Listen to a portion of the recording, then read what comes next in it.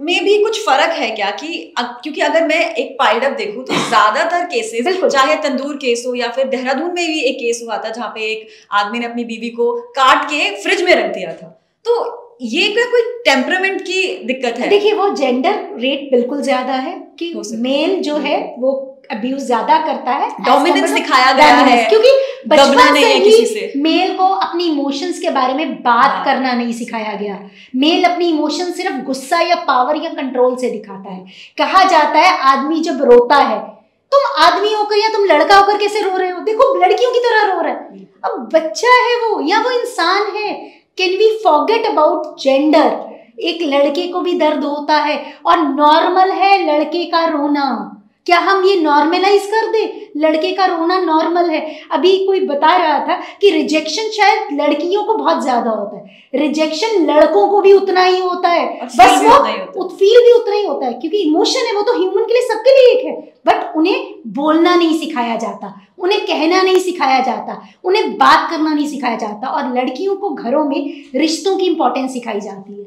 आदमी को ये सिखाया जाता है तुम बाहर जाके काम करोगे, तुम्हारा काम है घर को चलाना, समाज में इज्जत का सोचना। उन्हें ये नहीं दिखाया जाता अपने इमोशंस के बारे में सोचिए। आपकी भी इमोशंस है। अगर एक आदमी बाहर 12 घंटे की जॉब करके थक जाता है तो नॉर्मल है, और अगर एक औरत को आगे वो घर पे ये भी बोलता है कि मैं थक जाता हूँ तो औरत बोलती सब आदमी तो करते हैं, तुम कैसे थक जाते हो?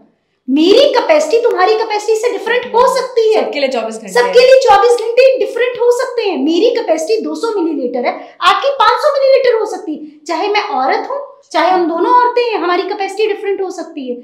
उसमें हम सामने वाले को यही कंपैरिजन जो आप बचपन में कह रही हैं, अगर लड़कों को भी सिखाया जाए तुम रो सकते हो, रोना नॉर्मल है, लड़के के लिए भी रोना उतना ही नॉर्मल है जितना लड़की के लिए। लड़के के भी इमोशन है, लड़की के, इसको हम जेंडर न्यूट्रल बना दें। इमोशन सबके लिए है और सिर्फ कमाना और आदमी का काम नहीं है, औरत का भी काम है, और घर दोनों से चलता है। डिवीजन ऑफ लेबर दोनों में हो जाए। आजकल अगर हम मेट्रो सिटीज की बात करें तो मेट्रो में दोनों काम करते हैं, और ये सोच अगर मुझे लग रहा है आदमियों में भी आनी चाहिए और माँ बाप में भी आनी चाहिए कि लड़का और लड़की दोनों मिलकर कमाएं और दोनों घर का काम करें मिलकर। और ये भी एक नहीं होना चाहिए कि बच्चे मैं ही क्यों पालूं, बच्चे दोनों पालेंगे। किसी एक को करियर में कई बार बैक सीट लेना पड़ता है और परिवार की सहायता लीजिए, चाहे वो लड़की और लड़के दोनों का परिवार हो। और मुझे लग रहा है अगर परिवार का साथ हो तो दोनों का करियर अच्छे से चल जाता है। अब धीरे धीरे और भी राज खुलने लगे हैं। आज भी पुलिस ने जंगल में जाके काफ़ी सर्च किया है और ये भी पता चल रहा है कि और भी राज्यों में ऐसे केस सामने आ रहे हैं। तो एक मतलब अगर आप एक शब्द में बताना चाहें कि ऐसे लोगों से अगर हमें बचना है तो वो कौन सी ऐसी चीज़ें हैं जो हम सबसे पहले अपने दिमाग में एक पहली प्राइमरी फोकस, अगर हम किसी के साथ हम इतना टाइम नहीं बिता रहे हैं कि हमें नहीं पता चल रहा है कि ठीक है आप बिहेवियरल पैटर्न नहीं ऑब्जर्व कर पा रहे, तो एक ऐसी चीज जिसको देख के आप सच में पता कर सकते हैं कि शायद इस आदमी के साथ कोई ऐसी प्रॉब्लम है जिसको एड्रेस करने की जरूरत है। Disrespect, that's the one single word. जहां आपको डिसरिस्पेक्ट का नजर आ रहा है आप वहां स्टैंड लीजिए। और मुझे एक चीज और भी लगती है, रिश्तों में अगर हम ऑब्जर्वेशनल हो जाए, हम जब भी कहीं होते हैं हम वहां ऑब्जर्वेंट बन जाए। जब हम ऑब्जर्वेंट बनते हैं तो हम चीज़ों को सीखते हैं। और आई थिंक सो वो लर्निंग ही कहाँ से आती है?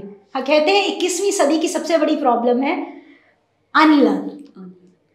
आप इतने दिनों से इस न्यूज़ के बारे में सुन रही हैं, तो जब हम माइंड स्कैनिंग की बात करते हैं, आप you have been a professional, तो वो कौन से फैक्टर्स हैं अगर आप बताना चाहोगे कि ये चीज़ें थी जिसे एक ब्रैकेट होता है, यहाँ पे ये चीज़ गलत गई, यहाँ पे ये चीज़ गलत गई और इसलिए ये सब कुछ हुआ? मुझे एक चीज़ लगती है, अगर आपके बच्चे नहीं मानते, इस पर्टिकुलर केस की बात करते हैं कि इन्होंने स्टैंड लिया कि मुस्लिम लड़के से तुम नहीं करोगी, इन स्पाइट ऑफ दैट अगर इसी प्रॉब्लम को ऐसे करते, शायद हमें ना उसकी क्या बोलते हैं, उसकी क्रेडिबिलिटी पर डाउट है। अगर क्रेडिबिलिटी पर डाउट है, बेटा जी एक वर्ड आता है कॉन्फ्लिक्ट रेजोल्यूशन में, डिसएग्री टू एग्री और एग्री टू डिसएग्री।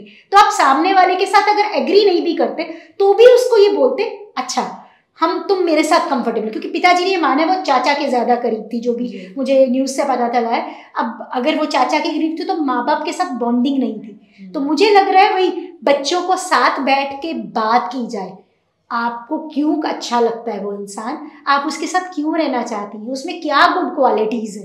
तो मुझे लग रहा है बच्चे के साथ जब आप बैठकर बात करेंगे तो बच्ची बताएगी कि मुझे उसमें ये अच्छा लगता है, मुझे उसमें वो अच्छा लगता है। क्योंकि कभी कभी जो चीज आपको घर में नहीं मिलती है बाहर ढूंढने, क्योंकि जब आप विरोध करेंगे ना तो बच्चों की मेंटेलिटी दिख जाएगी।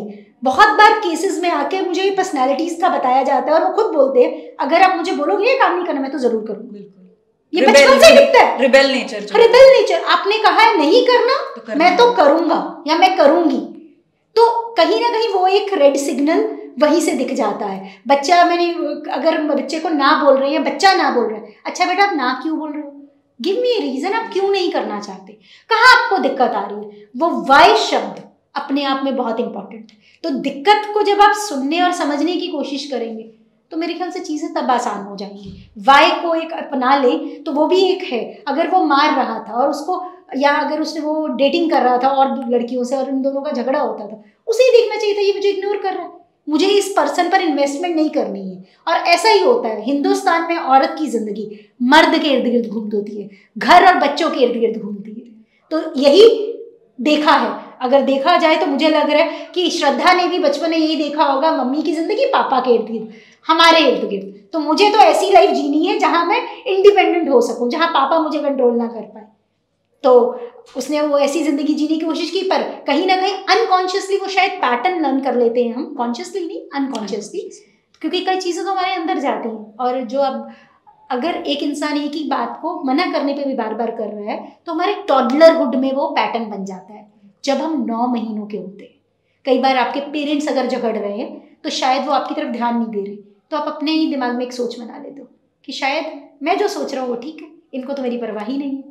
तो वो जो सोच है वो पहले 5 साल में कहते हैं जो संस्कार बनती है, तो वो सारी चीज़ें कहीं ना कहीं इंट्रैक्शन में, वो बॉम्बे लेके जाना चाह रहा था, क्यों लेके जाना चाह रहा था, उसने भी स्टैंड लिया अपने पेरेंट्स से अलग रहने का। क्योंकि देखिए इन्होंने बोला कि वो घूमने गए थे, तो एज ए मैरिज काउंसलर तो हम बोलते हैं ना, कपल में फाइट होती है, चलो आप घूमने चले जाओ, आप दोनों अच्छा टाइम स्पेंड करो। तो कहीं ना कहीं हो सकता है एक्सटर्नल प्रेशर्स भी बहुत ज़्यादा थे, but mindset major role play करता है। चॉइस इसके हाथ में थी। अगर आप चूज कर रहे हो नेगेटिविटी को, there is a reason, if you are choosing negativity, तो आपको वही आइडेंटिफाई करना है, और आइडेंटिफाई में कहाँ प्रॉब्लम आ जाएगी। मैम एक मैसेज आप मेंटल हेल्थ से रिलेटेड, उसकी इम्पोर्टेंस से रिलेटेड हमारे व्यूअर्स को देना चाहिए। देखिए मैं मेंटल हेल्थ से रिलेटेड यही कहूँगी, अगर कहीं भी आपको दिक्कत है, कहीं भी आपको परेशानी है, उस चीज़ को एक रेड फ्लैग मानिए और खुद से सवाल करिए, मुझे ये दिक्कत क्यों हो रही है, किस लिए हो रही है, और मैं क्या चाहती या चाहता हूँ।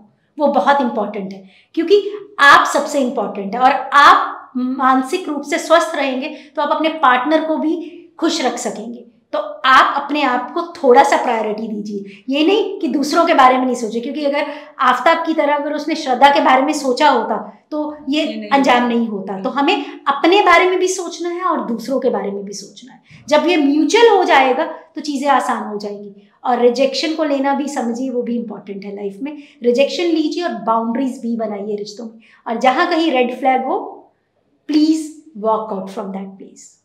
Thank you.